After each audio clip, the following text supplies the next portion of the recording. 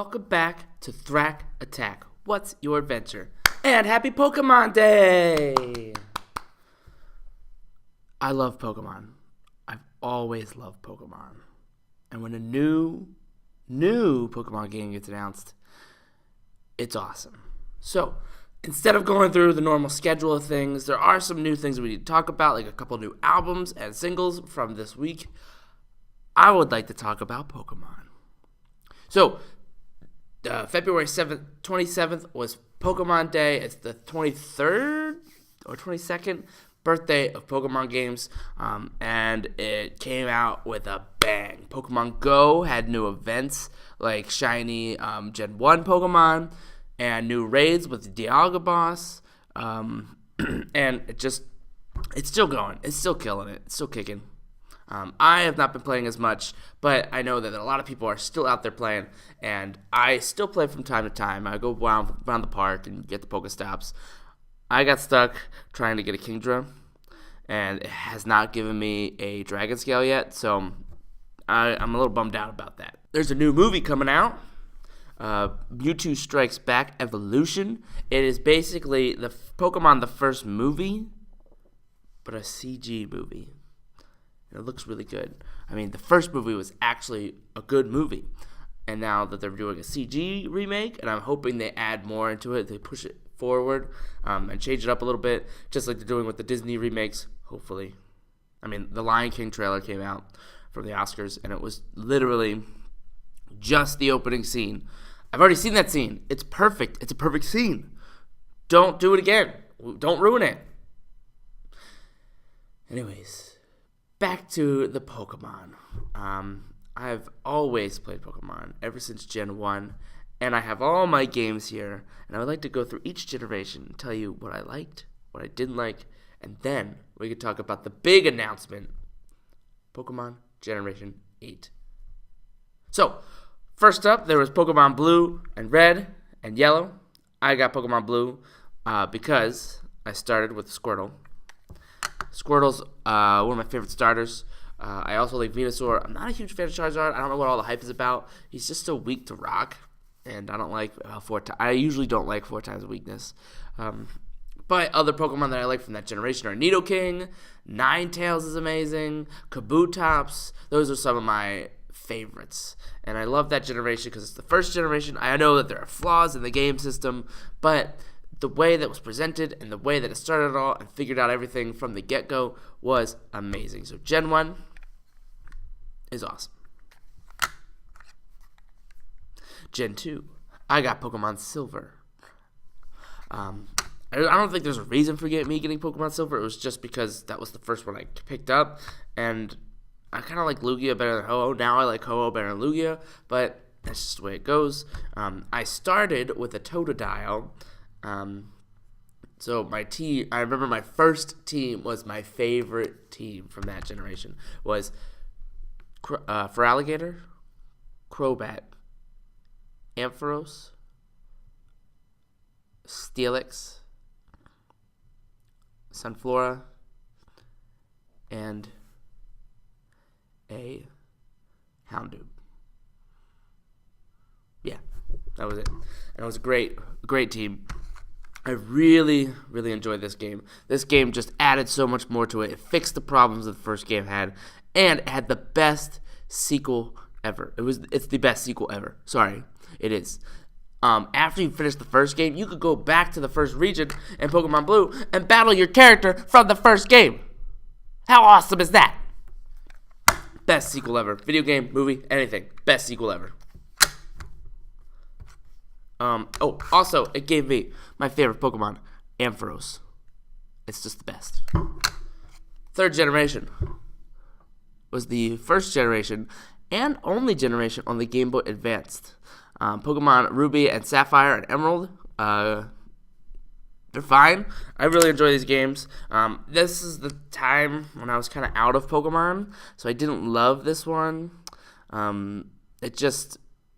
When I was in late middle school, early high school, and it was just it didn't draw me. And then one time I was sick, and we went to a GameStop, and I was like, oh, there's a used copy for like $20. I'll get it. And it brought me right back in dude, I was so into it. I started with Mudkip. Eventually, it was a Swampert. One of the best starters, man. It's just an awesome game. Awesome Pokemon in that game are Breloom and Aggron, Gardevoir. What else is really good in that game? Salamence, Altaria. Actually, Altaria wasn't that great in the first one, but we'll get to that later. It also changed up the way that it was. It was supposed to just be these two games originally. It was supposed to be Red and Blue, Gold and Silver. That was the end of Pokemon. But then this is kind of like the soft reboot. So it changed up the way that it looked. It changed up the way that the game mechanics worked. There was a whole bunch of new systems, like the abilities and contests. It just added so much more to it, and it just made the series a little bit more immersive. Then we get to the DS games. Pokemon Diamond, Pearl, and Platinum. I hate Diamond and Pearl because there's literally 2 fire Pokemon you could get. You could start with a fire Pokemon. You could use a Ponyta, or you could use a Slugma. That's it. And in a game that has the most best Pokemon, like the new selection of Pokemon's great, and the post-evolutions, the new evolutions of previous Pokemon were just fantastic. And then they were like, oh, by the way, you can't get them until after you beat the Elite Four. So what's the point of putting them in the game? I mean, I guess it makes for a better post-game. I didn't like this game. It was too slow. The map was weird. You had to keep going through Mount Coronet. I don't know if you saw it. Diamond, Platinum. It's not my favorite game. I like all the starters. I think the starters are very strong. You got Torterra, you got Empoleon, and you got Infernape. All 3 of those are great. There's really cool legendaries like Darkrai, but the game is just too slow. So, not my favorite out of the 4 so far. My favorite out of the 4 so far has to be Gold and Silver. I mean, and then Gen 4 came out and fixed it with Heart Gold, Soul Silver. I don't have that with me today, but I do have that one. Next up, Pokemon Black and White. I was in college. I had a little bit of money, and I just found out that one of my good friends also loved Pokemon. We instantly became best friends. So, Pokemon Black and White were fantastic. They were a kind of, not really soft reboot again, but they did stick with the formula that Red and Blue had. Brand new area. You could only catch those Pokemon from Generation 5. And there are a lot of good Pokemon for Generation 5. The starters kind of sucked, but apart from that, the Pokemon were great. You had Haxorus. You had Volcarona. You had Bisharp. You had Seismitoad, you had Conkeldurr, you had Swanna, you had Levani, you had Scolipede, the list just goes on with how awesome these Pokemon were. So, Black and White was really good. It had the best story, I think, and the most intriguing story for me, at least. I really like the idea of N being like an anti-hero, and then Gestus being like the real main bad guy. I don't know. It just felt like a really good game, and then once you got through the game, you had the second best post game out of any Pokemon game, which was this one, where the other half of the world opens up and you go exploring and kind of clean up the mess that Team Galactic or Team Plasma made, and it was just a really fun post game. And then you got to catch all the other Pokemon that they had throughout, and they had events that went on. It was a fantastic post game. Next up, we got Pokemon X and Y. Nosy them. I was always a little confused about that. But X and Y was a fun game. Another huge advancement in graphics. So we had the first big advancement in graphics for Pokemon Ruby, and now the second one in Pokemon X and Y, and it was fantastic. The first 3D game, the character models look great, the Pokemon models look great. This one had a huge world, and I really enjoyed the map. And I really enjoyed the Pokemon selection. That was one of my favorite things. I like playing Nuzlocke and just seeing what the first Pokemon on the route is. And usually it's like, oh, you can catch 2 Pokemon on the first route. But for XY, it was like, you could catch 6 Pokemon. So they made the Nuzlocke much more enjoyable. It's my favorite game, or favorite game to Nuzlocke on. I really enjoyed it. The story was fine. The only issue was there's a small selection of Pokemon. I enjoyed the selection of Pokemon. Greninja is great. Pyroar is great. Heliolisk is great. Noivern is really good. Skrelp and Dragalge. I don't know. It's just a really good selection of Pokemon, but it's just so limited. Like, there's only 2 ground-type Pokemon introduced. The Bunnelby line and Zygarde. Zygarde you didn't get till the end of the game. So, but it did make up for another new mechanic that really changed the game, and that mechanic is Mega Evolutions. And they had previous games, Pokemon, get Mega Evolutions, which we would get to Mega Altaria, one of my favorites. It's just a great Mega. All of the Megas were great. I think it really changed the game, and it changed the way that you thought about making teams, and it changed the way that competitive Pokemon has been played. Because I didn't get competitive until Gen 5, but I know that Gen 4 had it, and I know that Gen 3 kind of had it a little bit. But Gen 6 brought some new mechanics, a new look to the world, but not a whole lot of Pokemon. But it's still a very good generation. And finally, we get to Gen 7, Sun and Moon, and then eventually Ultra Sun and Ultra Moon, which is kind of a joke. Don't get that one. But if you want to, go for it.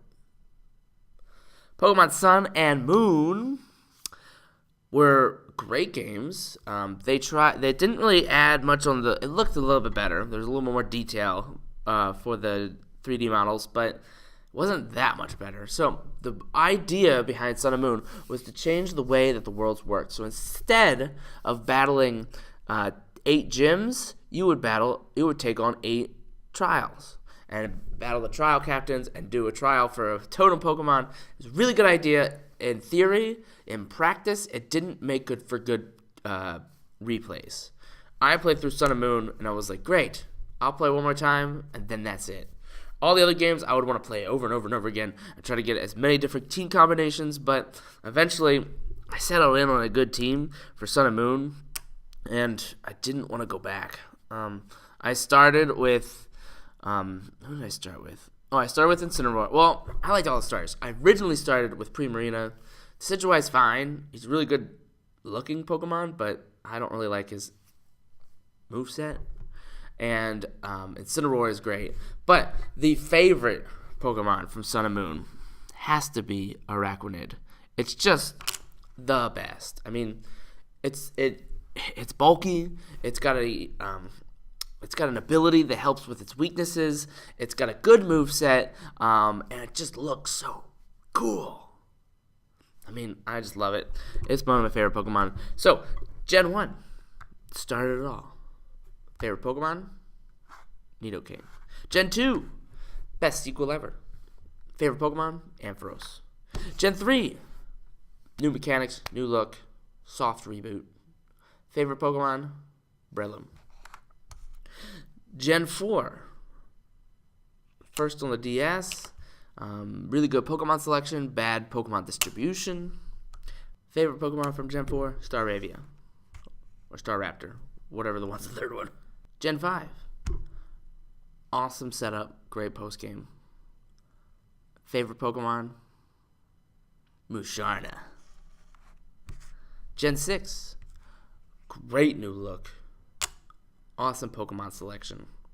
Favorite Pokemon? Greninja. And Gen 7. Interesting take. Very long-winded. Favorite Pokemon? Araquanid. And now, for the big news of Episode 9. Pokemon Sword and Shield. Coming in late 2019, which means November, probably a week or two before Thanksgiving, as history has told us. Pokemon Sword and Shield is based in the Galar region, which looks to be the UK, because I see Big Ben, I see some mountains up north. It's a very linear, it's very straight up kind of thing. I'm hoping, my friend told me this, I'm hoping that it's a free camera, which means that you can zoom in around, which looks really cool. Also, I hope that it's very unstructured. So right out the gate, you get your first starter Pokemon, you get set up, and then it's like you can go to whatever gym combination you want. And as you get more gyms, more areas open up, and you're like, oh, you have to go back to this area. So you have to explore the world first. If you could get the team to beat the gym, then you're set. But then once you get more gym things, the game levels up with you and opens up new areas for you to get to. And that would be the change that we needed in Pokemon. Not so this trial, this gym, this trial, this gym, this gym. We needed that. So I'm hoping that's the case. We got 3 new Pokemon, the 3 starters for this generation. The first is Grookey, which is the grass monkey, not to be confused with the Beastie Boys classic Brass Monkey. Grass monkey. It's really fun. It's a fun, mischievous kind of Pokemon. Not my favorite. Next, we have Sobble, who is a lizard or salamander-looking thing. Kind of looks a lot like Mudkip, but it can camouflage itself in the water. It's also very timid. It's called Sobble. Not my favorite, but I'm interested to see what they do with it. My favorite, however, is the Fire Rabbit Pokemon, Scorbunny. It's very energetic, always jumping around, and it just looks like a fun Pokemon to have in your first adventure, first beginning of the game. So, who are you starting with? I'm starting with Scorbunny. I historically have started with water Pokemon, so I'm kind of nervous to do the fire Pokemon thing, but I have used fire starters in the past, like Blaziken, and I'm really excited to see what this game entails. So, in November, we will have Pokemon Sword and Shield. We still have 3 more reviews, 3 albums, actually 4. We had 3 albums and a single. So, the first album is the Weezer Black Album. It's kind of weird. I'm not a huge Weezer albums. I mean, it's so weird. I mean, the first 4 tracks have titles, and they're okay. They're not great. And then the last 6 tracks or 7 tracks don't. It's track 5. It's track 5 through track 10. Why don't you give your names? Why don't you give your songs names? They have names in the. It's just a lazy album. It's boring. I can't tell you what song I like because it's all track numbers. It's just not a fun album. Is it going on my ultimate shelf? No! Hozier has a new album out called Wasteland Baby. Now, because they just came out on Friday, I haven't gotten a chance to listen to it, but I do really enjoy this album. There are a lot of good ones that I've already saved on there. Nina Cried Power is really good. Almost is really good. Movement's really good. Nobody's really good. It's just a fun album. Well, not fun album. It's a very interesting album, a very intricate album. I still have not had a chance to really dig into it. Hopefully next week I'll have more information on this album for you. It's just, there was a lot of music all at once, and I wanted to talk about Pokemon. Sorry. So, is this album going on the Ultimate Shelf? As of right now, yes. It's a good album. It's got a lot of things to dig your teeth into, so I'm really excited to get into it and listen to it more and tell you what I think later, but it's going on my Ultimate Shelf. Citizen Cope's new album, Heroin and Helicopters, or is it Helicopters and Heroin? I don't know. It's a really good album. I listened to this one right off the gate on Friday because it's the one I was most excited for. I have always been a fan of Citizen Cope ever since they came out Sideways. They're just a good, consistent band and consistent group, and I really like Justice. That's the song that turned me on to this album. Other good ones are Caribbean Skies and Silver Blush. That's a really good one. That's one of my favorites on the album. So this one is going on my Ultimate Shelf, but again, I need more time to really sink my teeth into it. It's just, there's so much to listen to this week that I didn't really get to that. And there's a lot of Pokemon news as well, so I wanted to talk about that. The last one I want to talk about is K-Flay, Bad Vibes. I did not know this was happening, but I'm really excited that it did because it's one of my favorite songs of 2019 so far. It's just good groove, good jam. I'm really liking it, really digging it. It's on my 2019 playlist already. I already saw it, listened to the first 20 seconds of it, and put it on there because it was that good. So, there was a lot of stuff going on today, or this week. Thank you for watching. Thank you for listening. Thank you for reading. Thank you for doing all the things, and liking and subscribing and sharing with your friends. And keep going on adventures. Thank you.